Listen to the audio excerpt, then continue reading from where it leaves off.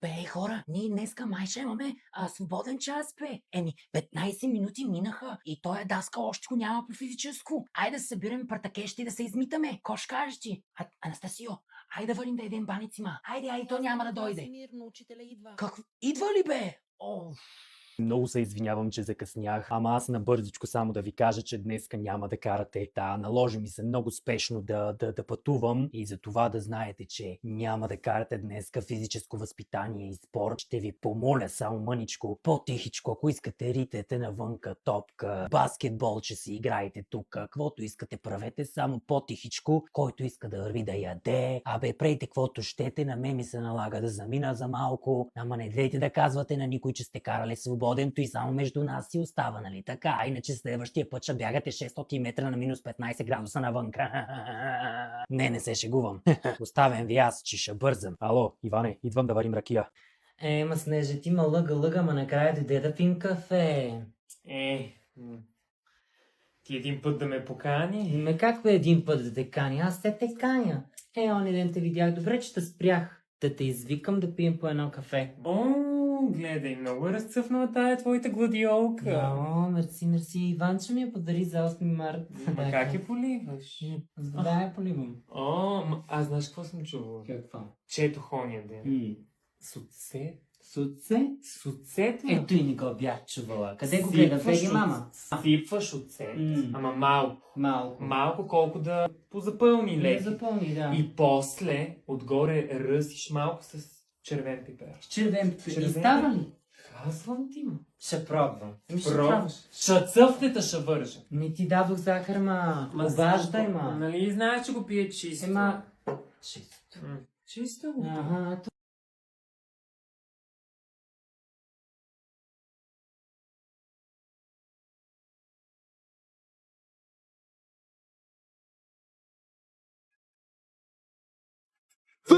Ще бъде дом. Коледа е... Айде на здраве, Снеже! Честита Коледа, ма! Само да бъдем аз и ти. Георги, стига си буталки ядене, бе! Се пак ще едем! Най-прекрасните неща в света. Срещаш смех, извън къщ смях. Много щастие и топлина. Коледа е.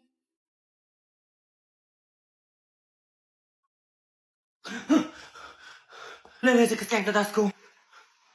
Кой ми е изял сладолет? Нали казах да не го клипате? Мамо, излизам. Не ме чакай за вечеря. Не знам дали ще се прибера. Чао! Бе, тая ваза нещо не ми харесва да стои там. Така е супер. Мама, имам 6 на теста. Всички други имаха двойки. Ма теста беше елементарен, не ги разбирам. Може ли малко по-тихо? Опитвам се да си гледам любимото шоу.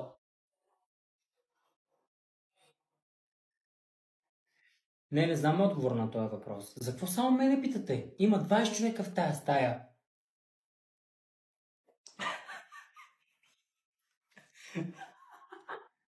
Какво контролно, бе? Как контролно? Аз не съм учил. Гошо, що не ми каза, че имаме контролно, бе? Някои хора се опитваме да пишем. Значи, родителски срещи всеки път. Пенче, здрасти, ма! Айди после да пием кафе след родителската. Айди, добре, да се обадиш, сигурно пак ще ни искат пари. За какво друго да ни събират? Те на родителски срещи друго не искат. Само пари.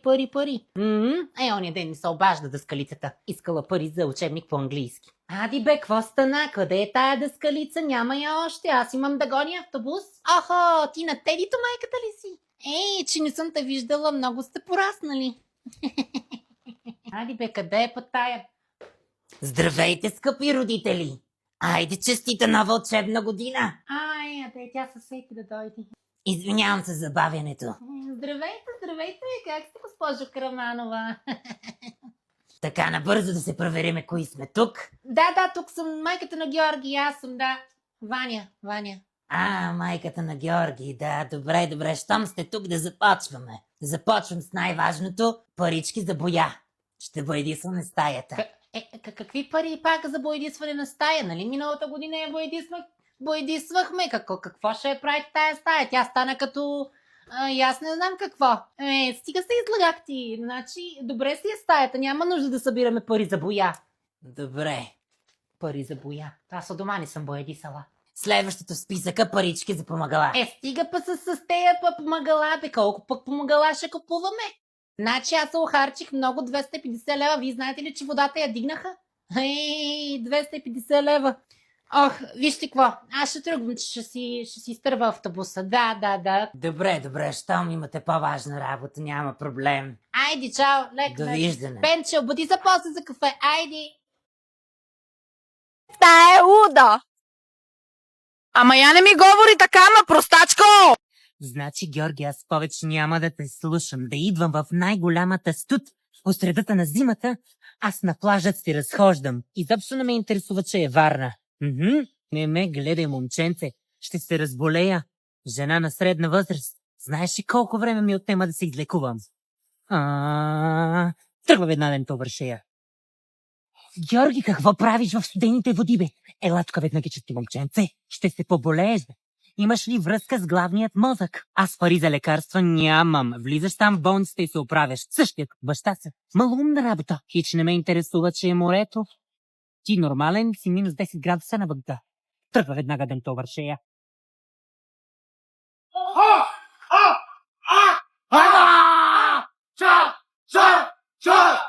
И никой не ми помага в тази къща. Георги, идва веднага тук да ми помогнеш с поедисването. Няма да ми играеш само на компютъра. Айде, хващай и почвай.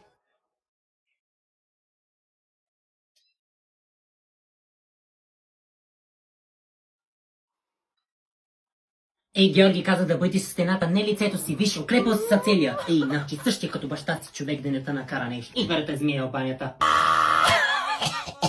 Така, ученици, запишете горна тракийска низина. Какво става, бе, Георги? Какво се разправиш там на последните чинове? Кажи на всички да чуем. Какво? Нямаш химикал да пишеш. Къде се намираш в момента? Може ли да ми обясниш? Намираш се в учебно заведение. Не заведение за хранене, не улично заведение, учебно заведение. Аз не съм банка, не съм книжарница, не съм и магазин. На училище се идва с учебни пособия. Не си ми дошъл на гости. Разбрахме ли се?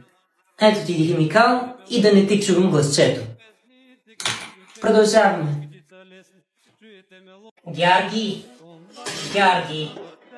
Айде, че манджата е готова. Слизай.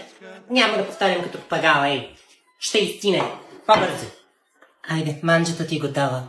Как така не си гладен? Не. Аз за какво готвя цял ден? Да ми излезеш сега навънка и да ми ядеш дюнери, така ли? Значи аз цял ден чиракувам, тук се пека на жарта, от 40 градусова температура, а ти ще ми кажеш, че не си гладен. Какво си ял цял ден? Не ме гледай като поле пред майка си. Ако ще шаш. Излизай, няма да ти дам пари, искай от баща си, ще готвя, ще чиркувам и накрая да ми кажете, че не сте гладни. Заминавай, изобщо не ми се мотай тук между краката. Бащичко, ще ми яде навънка, но ще ми яде краката до вечера.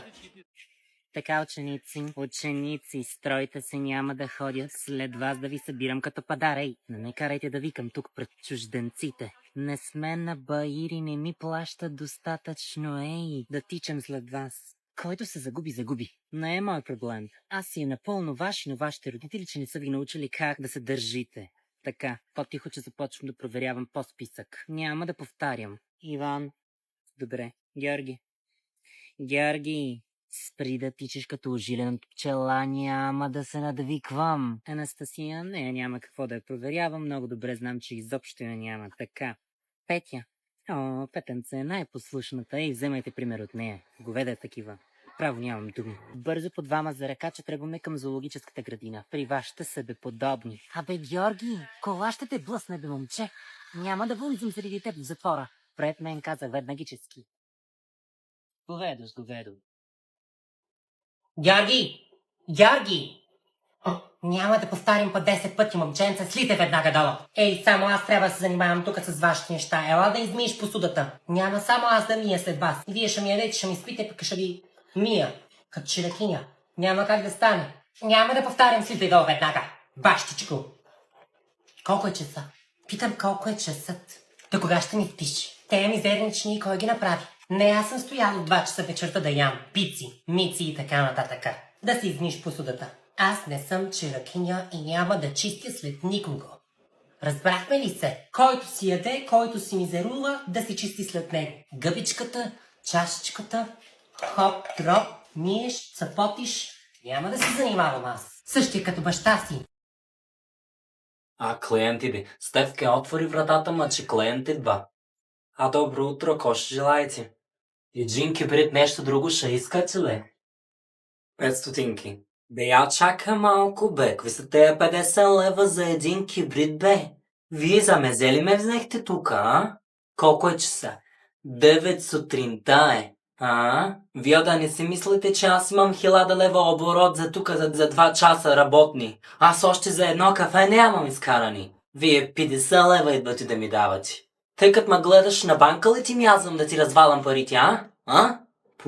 Нахални бе, нахални. Стефке направо до тука ми дойде такива нахалници. Юле, този малкият келеш пак не си вдига телефона. Ще връзката и аз ти казвам. Само да се пребере. Абе, остави го, пък и ти лятна ваканция е. Абе, как ще го оставя, бе? Няма да справи каквото си иска. Под моя покрив живее. Пак ще му звънна, докато не ми вдигне. Келеш с келеш. Ей, значи за 10 път звъня. Не ми ли вдигне, тръгвам да го издирвам. Мария, успокой се. Няма какво да се успокоя. Кръпно тигнах вече. Вдигна. Сега ще го оправя. Абе, и келеш, колко е часът, бе? Колко път ще звъня аз, Веднага да се прибираш. Хаймана такава. Няма да ми скитосваш само по улиците. Ти къща нямаш ли си, бе? Багабонтин с багабонтин такъв. Няма да ми отповишаваш тона. До 10 минути да си се прибрал. Иначе идвам с тушилката. Същия като баща си. Виж ги, днешното поколение никакво не поздравява по-възрастните, ама никак. Все надути, наперени вървят като пуйки. Виж я, баба Тикичка пак напълнила чантите, да няма намаления в Kaufland. Случайно не съм ходила скоро. Сигурно пенсиите са пуснали. Виж я как бърза, като пулет пред майка си бърза и тя. Ей, дете ти, на кого си чадо, бе? На кого? По-силно говори, бе, бабе, че не те чувам. Сливи ли имаш в устата си?